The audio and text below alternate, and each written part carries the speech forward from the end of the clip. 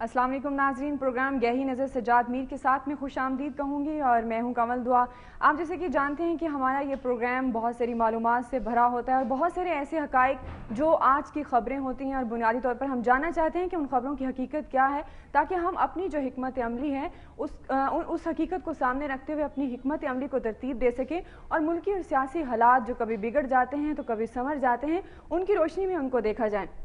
हस्बे मामूल मेरे साथ मौजूद हैं सजाद मीर साहब और स्टूडेंट्स का पैनल यानी यूथ का पैनल जो आज के मुल्की और सियासी हालात पर बहुत गहरी नज़र रखते हैं और बहुत दिलचस्पी रखते हैं कि आखिर हमारे मुल्क में क्या हो रहा है और क्या होने वाला है। Welcome all of you. और मीर साहब आप कैसे हैं? अल्लाह का शुक्र है जी, बिल्कुल ठीक मीर साहब, जैसे कि आप जानते हैं कि आज जो सबसे बड़ी खबर है नैब की रेंटल पावर केस के हवाले से कार्रवाई का आगाज़ कर दिया गया है। सुप्रीम कोर्ट के हुक्म पर 3 साबिक वज़रा समेत कई आला हुकाम जो हैं उसमें शामिल हैं और उन्हें बाहर जाने से रोक दिया गया। आप इस पेशरफ्त को कैसे देखते हैं? असल में जी इसका मतलब है कि नैब अब सीरियस इस मसले को ले रही है। एडमिरल फसी कहा जा रहा था कि हुकूमत के कहने पर लगाए गए हैं और उनकी बड़ी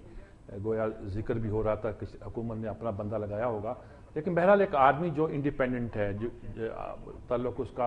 आर्म फोर्सेस से रहा है, वो कुछ ना कुछ तो असर्ट करेगा। फिर सुप्रीम कोर्ट जिस तरह चाहती है कि इन मामलात को तय किया जाए, इनको हल किया जाए, तो उससे भी लगता है कि कोई मामला इतना आसानी के साथ जो है वो हल होने वाला नहीं है कि जिसको कहा जाए कि बिल्कुल उसको नज़रअंदाज किया जाएगा। अब जो सूरत हाल पैदा हुई है उसमें ज़ाहिर है कि 3 वफाकी वज़रा भी पुराने शामिल हैं, जिसमें शौकत तरीन भी हैं और लियाकत जतोई तो अभी शामिल हुए इसमें,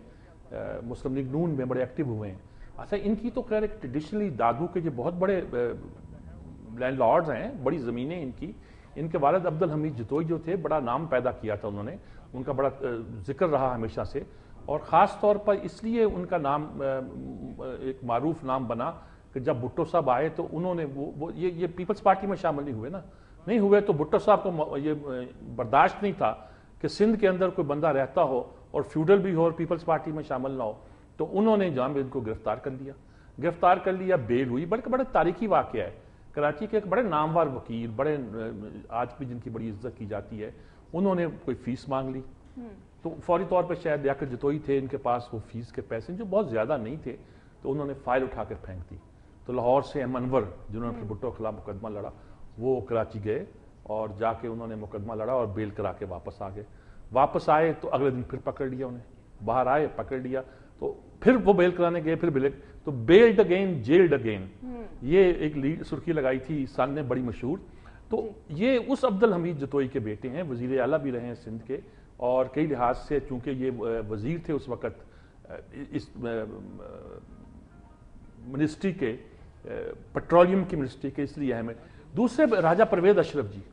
जो सबसे ज़्यादा एक अहम नाम गिना जाता है, असल नाम वही है, इल्ज़ाम यही है कि रेंटल पावर के गोया मूजद वही थे, स्कीम उन्होंने पेश की, फाइट उन्होंने किया, लड़े वो, और यही कहते थे कि रेंटल पावर आ जाएंगे तो सब दलदल दूर हो जाएंगे, सब जो मामला है वो ठीक हो जाएंगे। और रिजल्ट क्या निकला? रिजल्ट निकला कि ऐसा तो खैर मुमकिन था ही नहीं। इन्होंने कहा लोड शेडिंग खत्म हो जाएगी जून में, उस पर किसी ने कह दिया कि अगर दिसंबर में भी खत्म हो जाए तो हम मान लेंगे, इन्हीं के वजीर ने, खुर्शीद शाह ने शायद कहा था। तो राजा परवेज अशरफ पे असल इल्ज़ाम है। अब जतोई चूंकि उसको इसके मिनिस्टर रहे हैं, चलिए उनका नाम भी आ गया, और फिर अब मुस्लिम लीग में है तो उनका नाम तो आना ही चाहिए था। तीसरे वजीर शौकत तरीन है जो खजाना के वजीर थे। देखिए अब मामला ये है कि वो खजाना के वजीर थे, शायद उन्होंने ऑन किया होगा इसको। हुआ ये था कि उन्होंने जब कहा कि ये मुस्लिमा वर्केबल नहीं है, शौकत तरीन वो वाहिद आदमी थे जिन्होंने कहा वर्केबल नहीं है, और आखिर मामला एशियन डेवलपमेंट बैंक को रेफर कर दिया गया। उन्होंने कहा, वज़ीर आज़म ने कहा ठीक है आप इसको रेफर कर दें, रेफर कर दिया गया, और वहां से फैसला यही आया, तरतीब आई कि इस मनसूबों का कोई फायदा नहीं होने वाला, और इन्होंने कैबिनेट के सामने पेश कर दिया कि जनाब रेंटल पावर तो चलने वाली चीज नहीं है। चुनाचे 18-19 मनसूबों को कम करके 9 कर दिया गया। वो भी ज़ाहिर है कि बहुत सी पाबंदियां, जोर से जोर और बहुत सी चीजें होंगी जिसकी वजह से तब किया गया।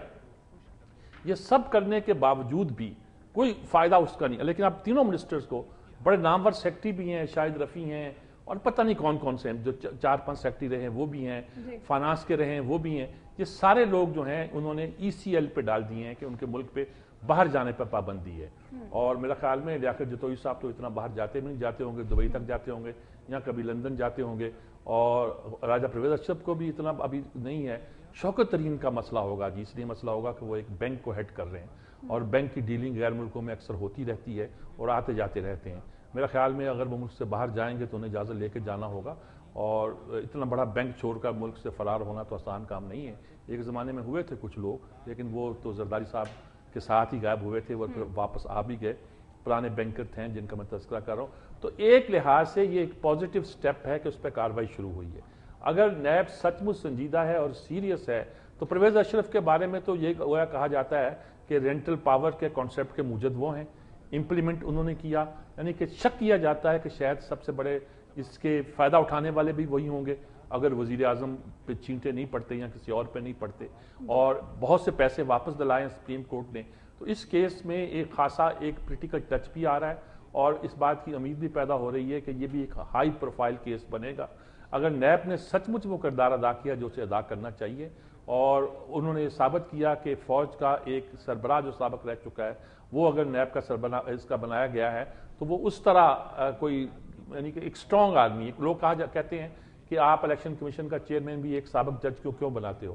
وہ جج بڑے شریف اور مرجع برنج قسم کے لوگ ہوتے ہیں، جہاں ایگزیکٹو پاور اسرٹ کرنے کا مسئلہ آتا ہے وہ ذرا نرمی دکھا جاتے ہیں، وہ اصول قانون پہ زیادہ چلتے ہیں۔ لیکن کسی فوجی کو لگانا، چاہے وہ نیوی کا کیوں نہ ہو، تو اس کے بارے میں ایک تاثر پیدا ہوتا ہے کہ وہ اسرٹ کر سکتے ہیں، اور سول حکومت کی جو خواہشات ہوتی ہیں اس کو نظر انداز بھی جیسے پی آئی اے کا سربراہ راؤ قمر سلمان کو لگا دیا گیا، کہا جاتا ہے کہ زرداری صاحب کے قریب ہیں، فلاں ہیں، یہ ہیں، وہ ہیں۔ پہلے بھی پی آئی اے کے ایئر فورس سے لوگ آتے رہے، ان میں ایئر مارشل نور خان، ایئر مارشل اسر خان جیسے لوگ شامل ہیں، اور ایسے بھی آئے ہیں جن کے نام کے ساتھ کوئی پازیٹیو امیج گویا نہیں بنتا رہا، لیکن ایک تاثر یہی ہوتا ہے کہ کم از کم وہ کچھ نہ کچھ رکھ رکھاؤ سے کام لیتے ہیں۔ وہاں بھی اب سربراہ آیا ہے، یہ یہاں بیٹھے ہیں، تو ان کا بھی امتحان ہے جی، اس لحاظ سے امتحان ہے کہ سپریم کورٹ نے تو اپنا رول ادا کر دیا، اب اس نے کمیشن تو نہیں بنانا، اس نے ان کو کہا کہ جی آپ نیب اس پہ کارروائی کرے اور ہمیں رپورٹ کرے 15 دن کے بعد، ہر 15 دن کے بعد کہ آپ نے کیا کارروائی کی ہے۔ وہ کہتے ہیں کہ جی ان کمپنیوں سے کینسل معاہدے، ان سے سارے کے سارے پیسے واپس کروائی جائیں جو انہوں نے ایڈوانس میں دیے ہوئے۔ وہ بھی پوری کہانی ہے، 7% کو بڑھا کے 14% کر دیا گیا ایڈوانس، اور میرا خیال شوکت ترین نے استعفیٰ اسی چکر میں دیا تھا کہ میرے بس میں یہ طریقہ نہیں جو پیپلز پارٹی اڈاپٹ کر رہی ہے، میں بھی بدنام ہوں گا۔ کہا انہوں نے کہ میرا بینک سلک بینک جو ہے وہ میں نہیں ہوں گا تو وہ بالکل پیچھے جا رہا ہے، مجھے اس کو سنبھالنا ہے، میرا کاروبار ہے، مجھے وہ کرنا ہے، مجھے آپ اجازت دو۔ لیکن اثر معاملہ یہ تھا ان کا بھی اور اسٹیٹ بینک کے گورنر کا بھی، شاہد کاردار کا بھی، کہ وہ غالباً اس حکومت کے ساتھ چلنے کو اس لیے تیار نہیں تھے کہ ان کی کچھ حدود تھی، وہ حدود و قیود کے لوگ تھے، اور یہ تو یہاں ہر حد پھلانگنے والے لوگ ہیں۔ تو میرے خیال میں یہ مقدمہ دلچسپ بھی ہوگا، لیکن ان لوگوں کے نام ای سی ایل میں آنے کا مطلب نہیں سارے مجرم ہیں۔ اور جیسے آپ بتا رہے ہیں کہ یہ مقدمہ دلچسپ بھی ہوگا اور حقائق سے بھرا ہوا بھی ہوگا، یقیناً اس پر بہت سارے لوگ جو ہے وہ دیکھیں گے اور کہ اس مقدمے کا کیا نتیجہ آتا ہے۔ بہرحال یہاں پر ہم ایک چھوٹی سی بریک لیں گے، بریک کے بعد دوبارہ آتے ہیں اور گفتگو کا سلسلہ یہیں سے جوڑیں گے۔ Stay with us.